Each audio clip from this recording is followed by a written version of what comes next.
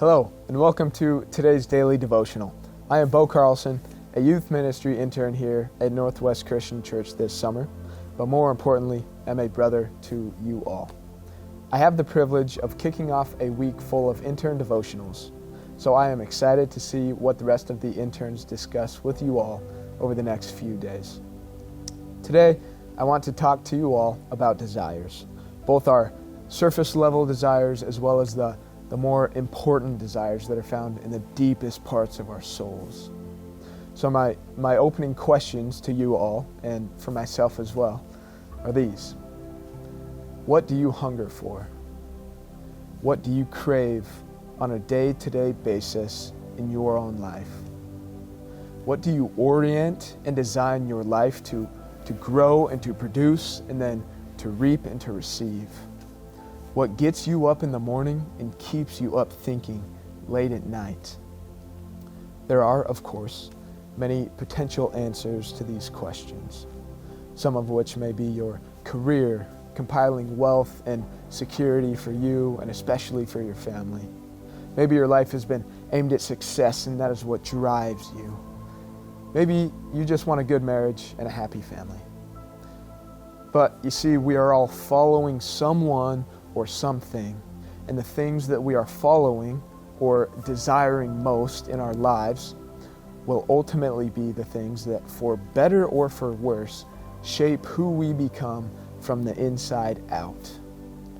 My bet is that if you were to say that your life is truly centered on one of the things that I just mentioned, that it might feel like shooting at a moving target, like there's always more to do or there's always more to be.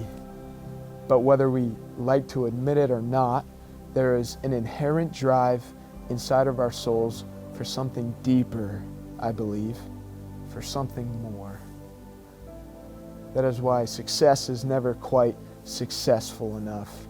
Comfort is never quite comfortable enough. The same is very much true with finances, as you all know. These desires, and many more, are the ones we often find on our hearts, and so naturally we decide to pursue them. However, as John Mark Comer says in his work Live No Lies, our strongest desires at any given moment, whether it be to attain financial comfort, to have one more bite, right? It's not that big of a deal, or to look at that thing on your phone just one last time, right? Or whatever it may be, is likely not actually your deepest desire. Let me say that one more time. Your strongest desire is often not your deepest desire. We often substitute the deeper desires in our lives for the surface level or the stronger desires in any given moment. In John chapter 6, Jesus says that He is the bread of life.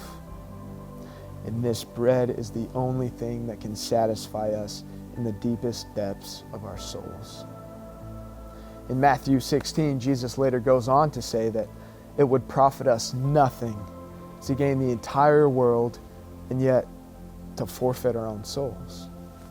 Translation: what will we gain if we aimlessly chase after every desire that is on our heart, only to neglect the deeper desire from within, that only one God, only one Savior, and only one person can fulfill?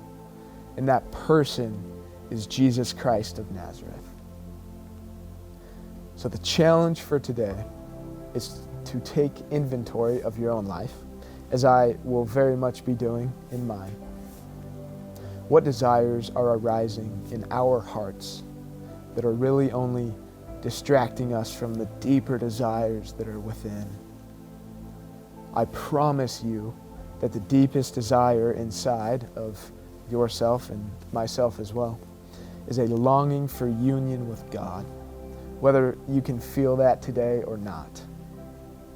So my question is, what is in the way of that? And how do you and I need to change our thinking, need to change our perspective on these strong, yet often shallow and unaligned desires? I hope that we can all feel challenged and yet encouraged on this day. May the Prince of Peace, Jesus of Nazareth, convict us where we are trying to replace that deep desire in our heart and in our souls for a stronger and yet shallower desire. I love you all. God bless.